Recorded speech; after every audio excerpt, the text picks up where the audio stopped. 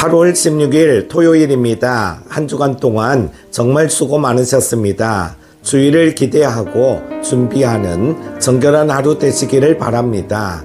함께 묵상할 말씀은요, 에스겔 18장 1절에서 20절입니다. 또 여호와의 말씀이 내게 임하여 이르시되 너희가 이스라엘 땅에 관한 속담에 이르기를 아버지가 신포도주를 먹었으므로 그의 아들의 이가 시다고 함은 어찌 됨이냐. 주 여호와의 말씀이니라.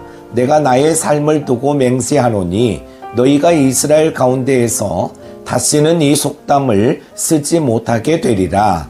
모든 영혼이 다 내게 속한지라. 아버지의 영혼이 내게 속함같이 그의 아들의 영혼도 내게 속하였나니 범죄하는 그 영혼은 죽으리라.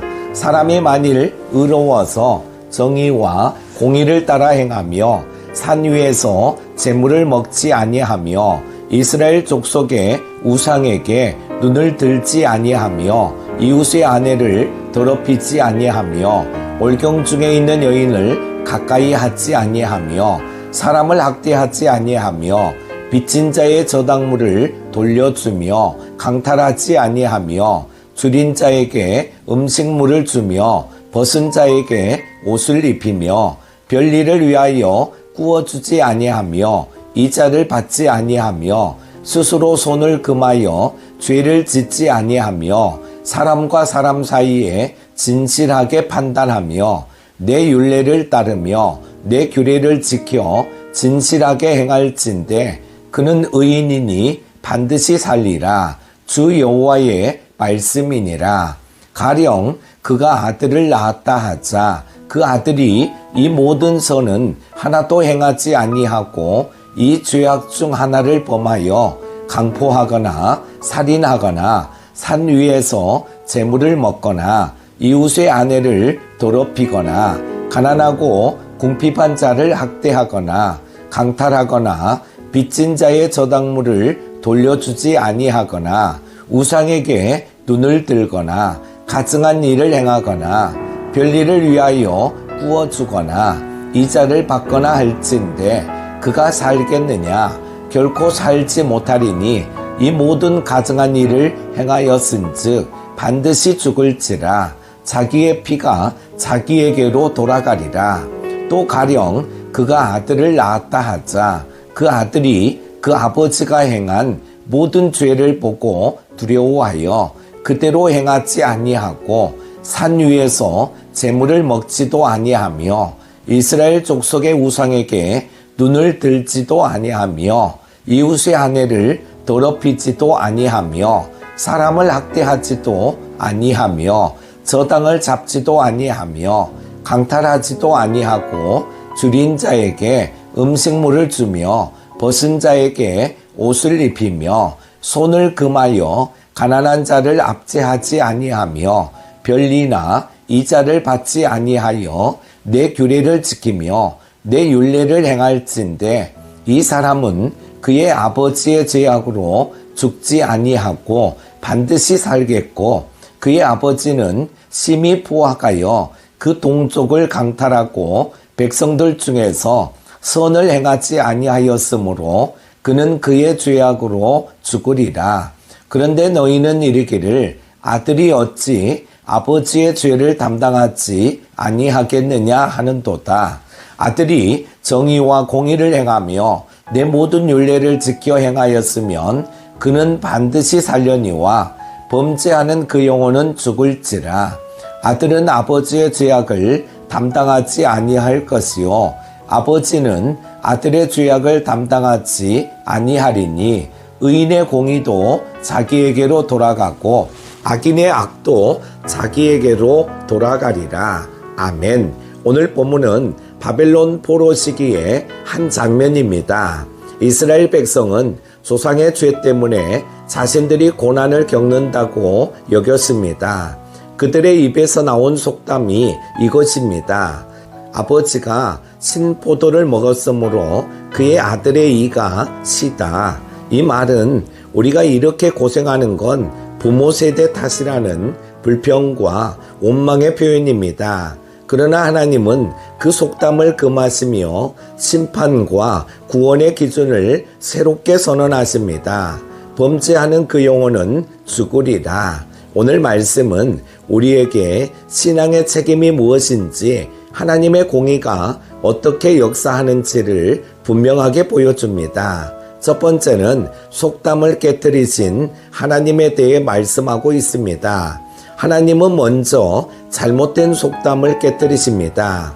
이스라엘의 전통적 생각 속에는 가문과 혈통에 따라 복과 화가 따라온다는 관념이 있었습니다.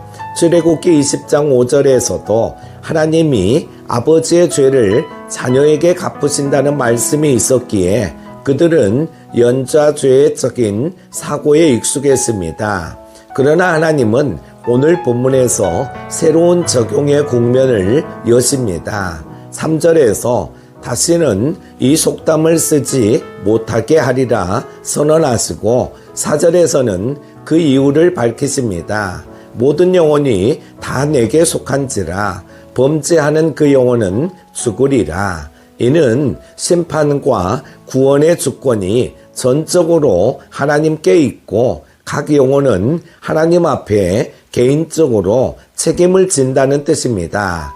즉 더 이상 부모 때문에 내가 망했다는 말은 통하지 않는다는 것입니다. 이것은 당시 이스라엘에게 매우 큰 신학적 전환이었고 지금 우리에게도 하나님 앞에서는 각자 자기 믿음으로 선다는 엄중한 메시지를 줍니다.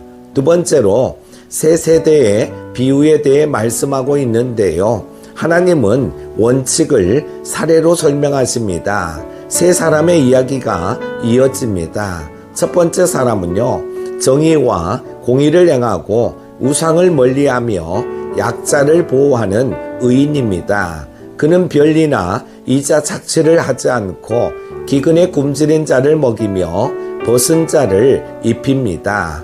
그 결과는 그는 의인이니 반드시 살리라 말씀하십니다. 두 번째 사람은요, 아버지가 의인이었지만 폭력과 살인, 우상숭배, 가난한 자 착취를 일삼는 악인입니다. 그 결과는 13절에 반드시 죽을지라 자기의 피가 자기에게로 돌아가리라 말씀하십니다.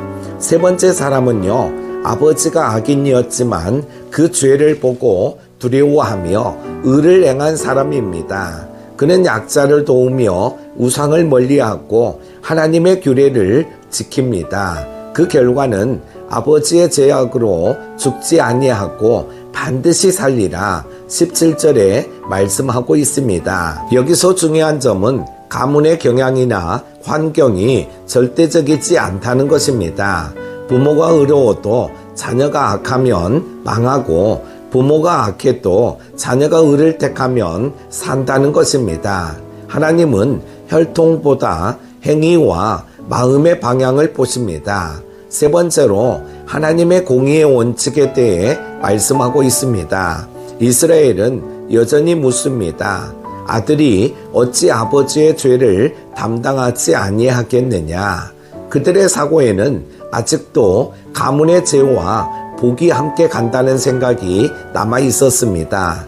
그러나 하나님은 다시 강조하십니다. 범죄하는 그 영혼은 죽을지라 의인의 공의도 자기에게로 악인의 악도 자기에게로 돌아가리라. 하나님의 공의는 완전합니다. 각 사람의 의와 악은 결코 다른 사람에게 전가되지 않습니다. 우리가 누군가의 죄를 대신 심판받을 수도 누군가의 의로움 때문에 자동으로 살 수도 없습니다. 하나님은 모든 사람을 독립적인 책임자로 보시며 각자 그 삶의 결과를 자신이 감당하게 하십니다. 사랑하는 큐티 가족 여러분, 오늘 본문은 우리에게 경고와 도전을 줍니다. 신앙의 책임은 개인에게 있습니다. 각 사람은 하나님 앞에서 자신의 믿음과 행위로 서야 합니다. 가문의 역사나 공동체의 신앙은 나를 돕지만 대신할 수 없습니다.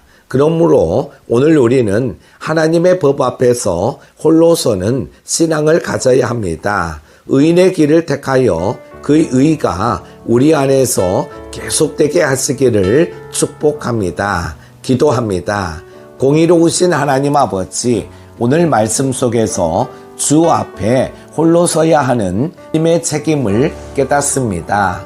가문의 이름이나 공동체의 신앙이 아니라 저의 믿음과 순종으로 주님을 기쁘시게 하게 하옵소서.